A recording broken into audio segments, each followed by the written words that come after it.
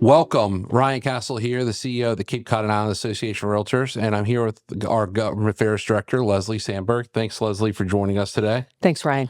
We want to talk today about what's happening at Fall Town Meeting and kind of walk you through some of the issues we're tracking in your town and what we're working on holistically around the Cape.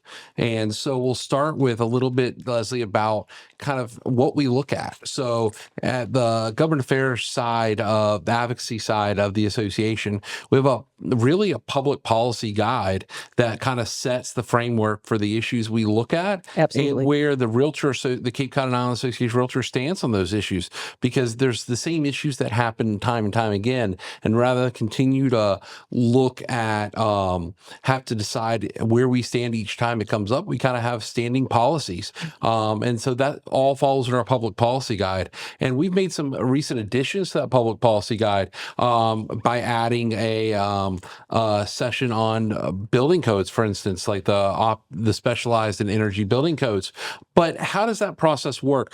How does the Public Policy Committee and the whole thing work? It's about putting together a policy plan. Thanks for asking. I mean, Ryan, what we find is that it usually something bubbles up from our membership, whether it's, for instance, I'll take the example, the stretch code.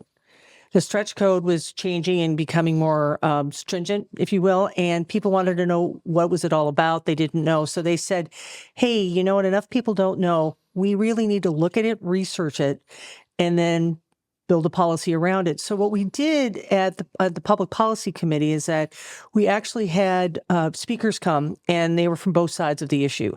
Those who are pro-stretch code and talk about the benefits, those that are worried about the stretch code getting more restrictive and saying how, the cost problems and the grid problems with that.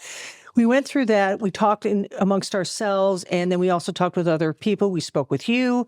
And from that, we were able to come down with a policy that actually everybody was comfortable with and could represent the policy that we want appropriately, and then we asked the board of directors to take a look at it, and you can take it from there, it, right? And that's the whole thing. It ultimately comes down to the board, but it starts at that committee level. Yeah, and it starts with you guys getting research and hearing opinions from a lot of different people, and kind of saying, where do realtors stand on this based on our guiding principles of what we stand for, which is really the preamble to the code of ethics of being a realtor. So with that, you kind of see that whole guides of the Public Policy Committee role, the board director's role, and our policy guide that really then, once we have a policy guide, allows you and I to actually get to work. Exactly. And actually allows us to contact and talk to, members of the select boards or planning boards or whatever, or staff, and say, hey guys, have y'all considered this? And it really helps inform us about the realtor's take on the issue by that kind of process through the Public Policy Committee. So I think that's a really important segment there.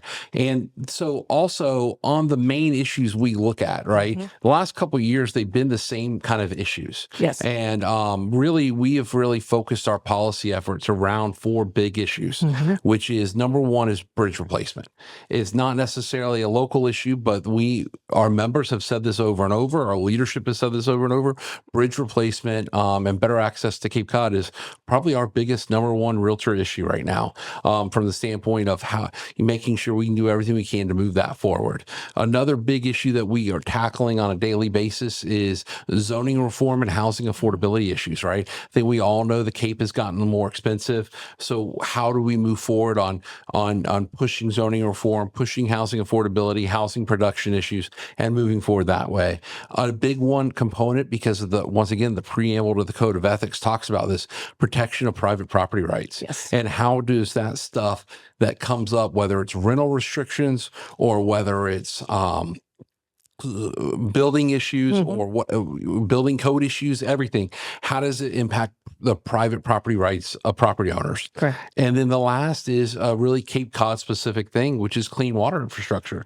This goes so much hand in hand with our housing affordability issue, but it's also our long-standing last several years campaign we've had about Realtors for Clean Water, about not only advocating for mechanisms like watershed permits and sewer infrastructure to move clean water forward, but also educating our members about the clean water infrastructure and some of the nuances that are coming out of there. So that's kind of some of our, I think, our long-standing policy issues. Absolutely. And again, I think what people need to know with a public policy guide, it's a living, breathing guide, and it changes as issues come up.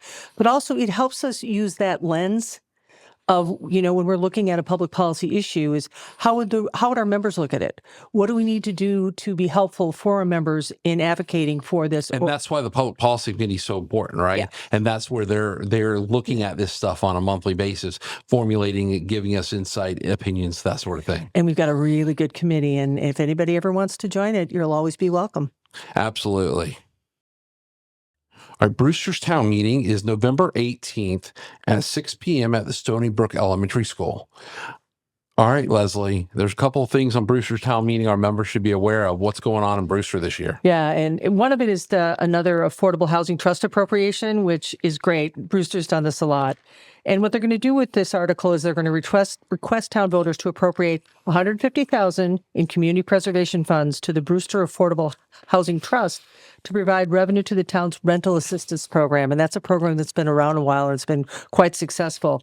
What they've said is the program offers to help people at 80% and lower find affordable rental housing with a monthly rental subsidy of up to $500 a month, that can be a game changer for some people. Absolutely. And, the thing is about a housing strategy is there's different strategies for all income levels, and I think that's really where we work on as well is like, okay, what is that strategy for people that need the most help? What is that strategy for the next level?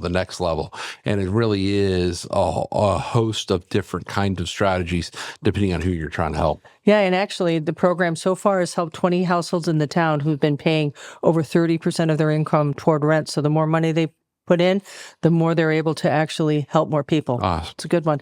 And then the next one is that, and this is more housekeeping, but it's a good housekeeping amendment. They want to amend the Affordable Housing Trust bylaw.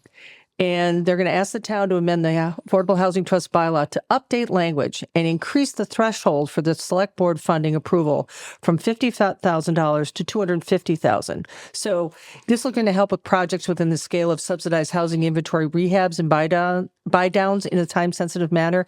Before, if you were going to spend more than $50,000, you had to ask the select board. Now you can spend up to $250,000, which really, when you think about where the market is, it makes sense to update it. Yeah, and also the speed, right? Yeah. I mean, you're trying to make sure you're able to get the stuff done you need to do in the time you need to get through. So those are the two things on the Brewster Fall Town Meeting warrant. Kind of light, but as with all town meetings on the fall, not a lot going on, but some housekeeping stuff they need to take care of. Yes, but we want you to make sure they know about. Thank you, guys.